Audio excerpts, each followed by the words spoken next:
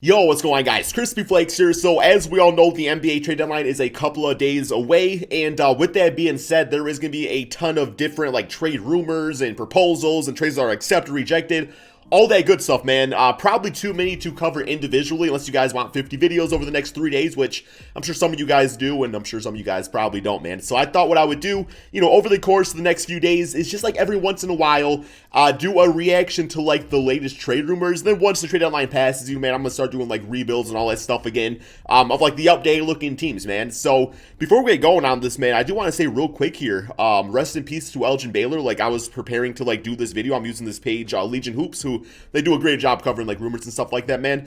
And as I was about to push record before, it popped up that Elgin Baylor passed away. So absolute NBA legend for the Los Angeles Lakers. I can't believe this man was 6'5", and literally he once averaged 35 points and 20 rebounds per game. I mean, in my opinion, extremely underrated. So rest in peace to him, man. But with that being said, we are going to get going on this video. Like I said, we are using this Legion Hoops page.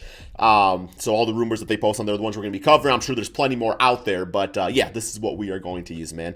And here we go. So we got recently the Nuggets are interested in trading for Lonzo Ball and have reportedly offered Bol in early trade conversations via Bleacher Report. So yeah, Lonzo Ball is definitely one of those guys that I do think is going to get traded for the trade deadline. What trade they are going to end up doing, that being the Pelicans, I really have no idea. I mean, Lonzo is on a 1-year contract, so it is one of those cases where, man, you want to be sure he wants to come to your team before you give up big-time assets. As far as him going to the Nuggets, though, I do feel like that's a good fit because, Jamal Murray, to me, is, one of those combo point guards, man, where, some point guards are more focused on running the team and getting assists and all that stuff. I mean, it's definitely changed over the years now where pretty much your point guard needs to be able to score the basketball. But Jamal Murray to me is literally a walking bucket. So you put him at the 2 spot with Lonzo at the point guard spot. I feel like that works out very nicely, and that just helps him with the perimeter defense and all that good stuff out there. And as far as Bol goes, I don't know what number he's been putting up for the Nuggets. I'm gonna guess he's probably not really much in the rotation, is he?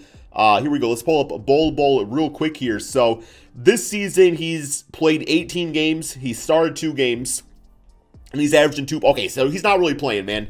He's not really playing. Quite honestly, do I like him on the Pelicans? It's a little interesting, obviously, man. I mean, there's not too much to go off of as far as his stats goes, just because he's not really played a lot.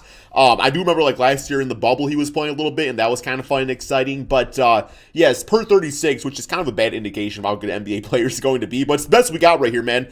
Last year, 17 points, 8 rebounds, 3 assists, 2 to 3 blocks per game, while shooting amazingly from the 3-point line and everything. But, what I like about him is that you could put him at that center spot, and he could still roam the perimeter, and you could leave the inside wide open for Zion Williamson. So I do think it's nice. I'd much rather the Pelicans, go for Miles Turner. I've been saying that forever now. But, Bol, good prospect. He's only 21 in exchange for Lonzo Ball. It's not bad, man. Now, if they could even go as far as maybe pulling off, getting, Gary Harris on the team, who would, I mean, Gary Harris is, not as good as he once was. He's never really ever great. But I think, get him on the team, that'd be nice, a 2 spot out there, pull alongside Eric Bledsoe, I suppose. Although there is a slew of guards on the Pelicans already, so I don't really think they need a guy like that. But, yeah, just a game changer where it's hey, this could work out for us, man. It's not really a bad idea, so I am definitely all for that. So the next rumor we have is the Atlanta Hawks are interested in trading for Marcus Smart. I think this is such a fantastic move. Now, as far as doing that, I mean, I will say, the Celtics, to me, are not as good of a team when Marcus Smart is not playing, which is kind of an obvious statement because, I mean, he's a great, perimeter defender and can knock down a 3-point shot, and he's just, a great and grind guy, make plays for others. So, yeah, team would be worse if that guy was playing, right? But essentially, man, I love him alongside Trae Young. To me, that's, literally the perfect fit out there. But it's what would it take to get a guy like that? I really think that if you're going for him, it would have to be a trade built around John Collins. I mean, I guess there's other guys like Bogdan that I know the Hawks are interested in trading, but that's not enough to get somebody like Marcus Smart. So, yeah, I think maybe there was some sort of mega trade possibility to get John Collins over on the Celtics, and that might be a consideration thing. But last I read was that the Hawks, they were really looking to for them to trade John Collins, they want to build a trade around Jaylen Brown. And to me, that simply does not happen if you are the Boston Celtics. But yeah, if they can get Marcus Smart at a pretty good, price, I think that's definitely something that you go for, man. So I just don't think would be a great move for the Boston Celtics. I feel like there's just ways for that Celtics team to get better without trading away a big piece. For me, once again, it comes down to just really getting that interior big center out there. Somebody like an Andre Drummond, or maybe if you want to go more floor spacing, go for like a Serge Ibaka. Once again, Miles Turner. But at the same time, too, man, it's like, I do like Robert Williams a lot, but for this team to really make that big run and really bounce back and stuff, I think you got to keep Marcus Smart, and you got to kind of fix some of the holes you have with the team, and that will kind of make other things better. I mean, at the end of the day, you guys have a team of Kemba Walker, Marcus Smart, Jaylen Brown, Jason Tatum. That is absolutely fantastic. Those are 4 really good players, so I don't think they need a big-time shake-up. Maybe just a few little, patches on the old boat to keep them sinking, man. I think that was poetically beautiful, man. I don't know. But, okay, here we go. So, Derrick Rose says he missed the past few games because his entire family had COVID, and it was 10 times worse than the flu. That is not great. Derrick Rose, I'm glad you are feeling better. Best of luck for the rest of the season with the New York Knicks, and, blessings and, man, good health to you and your family. That was not a trade rumor, but it was news, and it's something worth talking about. Next up, we have Aaron Gordon has no desire to be in trade for a rebuilding team. As a Piston fan, I'm pretty happy about that, man, and only wants to join a team that can make a playoff run. So, which is probably the best bet for him, man. Let me look at Aaron Gordon on the season real quick here, but that is the best bet for him because, to me, Aaron Gordon is like a second or third option on a bad team. But if he's like that third or fourth, maybe like not like a highly utilized third option, but like a third or fourth option on a contending team, I feel like that's kind of the role for him at this point in his NBA career for him to really be the best he can be. So yeah, this season he's averaging 15 points, 7 rebounds, 4 assists per game. Honestly speaking, man, he's shooting pretty respectfully from 3 at 40%. So that is nice to see off about 4 attempts per game. So shout out to him on that, man. Like, literally improving his 3-point shot. I mean, okay, he kind of fell off last season, but yeah, right now, like, he's doing really well out there with it, so that's really good to see. But yes, as far as a team that could use Aaron Gordon, well, let me pull up the standings real quick here. So, like I said, he wants to go to a contender, so you're probably looking at somebody within, like, the top 5 seeds, I would say, on either side. I mean, I guess what's his definition of, like, a contender? I mean, like, the Celtics would obviously work, so...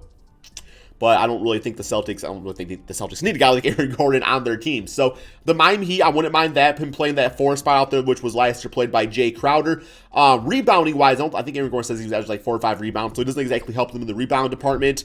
The Atlanta Hawks, I don't really think make a lot of sense. Milwaukee Bucks, no, not really. Really not really seeing any teams in the Eastern Conference, I think, make absolute sense to go for Aaron Gordon.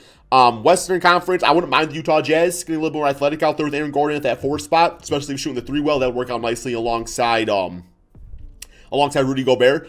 Phoenix Suns could be nice. Like, I could really see him running in transition with Chris Paul and, Devin Booker, so that's kind of interesting. Lakers, I mean, eventually, like, AD and LeBron are going to be back, and they already got Kuzma and stuff, so that doesn't really make sense. Clippers, you could probably, think of something out there. But I think my 2 most favorite teams, one would be the San Antonio Spurs, although they're not really a contender in my opinion. I think the Portland Trail Blazers make a ton of sense, man, because like I said, like, he would be like that third type of option player, but you have those highly utilized guards in Damian Lillard and CJ McCollum where that's okay for that to happen. So, yes, I do like the idea of that, man. And then, ultimately speaking, you're looking at a lineup of Damian, CJ, Melo or Covington at the 3 spots. I would assume Melo would probably go to the bench in that case. And obviously Aaron Gordon at the 4 with Nurkic at the 5 spot. So that's a little interesting, man. I could definitely get behind that. It says right here the Celtics have engaged in trade talks for Aaron Gordon. So for that to actually happen, like, I'm trying to think who would the Magic really want. It would need to probably be some draft picks, I guess. Marcus Smart doesn't really help them right now. And you don't want to give up really too much for Aaron Gordon if you are the Boston Celtics. I mean, yeah, I really cannot think of a good trade. If you guys have one, let me know in the comment section below. Next up, we have the Kings offered Marvin Bagley III to the Detroit Pistons for Saddiq Bey, and the Pistons declined it. So I did read about this one earlier, man. And my honest opinions about it is that I actually really like Marvin Bagley a lot. I feel like he would honestly be a really good fit on the Detroit Pistons, but I would not be willing to give up Saddiq Bey for him. I would much rather go for, like, a package around Seiko Doumbouya, just because, like, for him, like, to me, like, Saddiq and Jeremy Grant, they got the 3 and 4 locked up for the next, long time for the Detroit Pistons, right? So, I mean, not really a lot of development opportunities for Doumbouya in that case. So he could go to a team like the Kings. I think he would fit nicely alongside guys like De'Aaron Fox. And Marvin Bagley, to me, is just like one of those guys that needs new opportunity. Like I said, he is injury prone, but at the same time, man, like, those are the type of guys that the Pistons need. Those are the type of guys that the Pistons have in the past built great teams on. You know, guys that I don't really want to say we're giving up on, but because he's not really giving up on. But just, you know, guys that need to prove themselves. I mean, you look, bro, at the 2004 Pistons, man, Chauncey, Rip, Tayshaun, Rasheed Wallace, Big Ben, all those guys were guys that had something to prove. And I think Marvin Bagley being a high draft pick, not really working out for the Sacramento Kings, he would have a lot to prove, and he would fit into the rebuild of the Detroit Pistons, low-pressure situation. Not saying the Kings are a high-pressured situation, but I will say, like, the Kings, I think, are a little bit more ready to, like, hey, like, we got to start winning games. Like, De'Aaron Fox is so good for us. Like, we got to start doing something out here. So maybe not as much patience now for a guy like Marvin as he would have on the Detroit Pistons. So I'm all for it if there's a way to get him without giving up guys like Saddiq Bey. In that case, it's not worth it in that case because Marvin Bagley is still injury prone, and Saddiq Bey was a steal in his draft class. So I mean, you know, to give up a steal for a guy that has not really played up to the standards of his draft pick just seems like a backwards move for Detroit. Next up, we have the Rockets are looking for a young player and a first-round pick in a return for Victor Oladipo. It's not going to happen, man. I mean, for that to happen, it would need to be like a really high first-round pick. You know, it would need to go to a team like the 76ers or a team like that where that draft pick's not going to be like lottery or heavily protected. And I guess maybe in that case you could, you know, maybe make a case for it. But once again, like, I would not touch Oladipo with a 10-foot pole unless he agreed before any sort of trade to some sort of contract extension, man. Like, I'm not giving up a young asset and a pick for not even a half a season rental. So, unless you really think, you know, maybe for a team like the Celtics or somebody like that, or the 76ers, whoever, man, unless you really think like Oladipo right now, Miami Heat maybe, can have you make that championship run, then I guess you do it in that case. But beyond that, man, yeah. We got LeBron expect to miss 3 to 4 weeks. I'm sure the Lakers will be fine. Cavaliers, $100 million contract to Jared Allen. Definitely worth it, in my opinion. And we have the Pistons have received trade offers with multiple first-round picks for Jeremy Grant, but they are currently not interested in trading him. I absolutely love to see that, man. Like, you know, fact of the matter is, if the Pistons signed Jeremy Grant to that contract and then flipped him for a few, like, first-round picks, that's absolutely amazing. Like, that's such good value back compared to how people were talking about Jeremy Grant before the season started. But at the same time, too, man, it goes beyond just, like, picks and all that. It goes beyond just, like, trades and getting value for players. At the end of the day, man, you got to build a sense of loyalty, or free agents are never going to come to your team. And, you know, free agents rarely ever come to Detroit as is. But, you know, you trade for a guy that wanted to play for you, and then you swing him before the season's over with, like, you know, other players are going to remember that. Jeremy Grant is not that old. He's like 26 or 27. He's got a fantastic contract. And, you know, I understand the whole, like, fade for Cade thing, like trying to get that top pick. But at the end of the day, like, Jeremy Grant's not exactly winning Detroit too many games right now. But if we were to get Cade, if we get Cade, then we got nobody else on the team because we trade everybody else away. Then eventually Cade's going to get pissy and leave, man, you know, eventually. So, I think it's important to keep some of these great assets because we're still not winning games. We're still going to get a good lottery pick. But once that guy comes in, man, you want that guy to have pieces. And I think it's much similar to like LaMelo Ball over on the Charlotte Hornets. By the way, I feel horrible that he's probably going to be out for the rest of the season. But regardless, man, like, you know, they got guys like Gordon Hayward. They kept guys like Malik Monk and Miles Bridges, you know, Scary Terry Rozier. Like, those were pieces that LaMelo had as soon as he came with this team.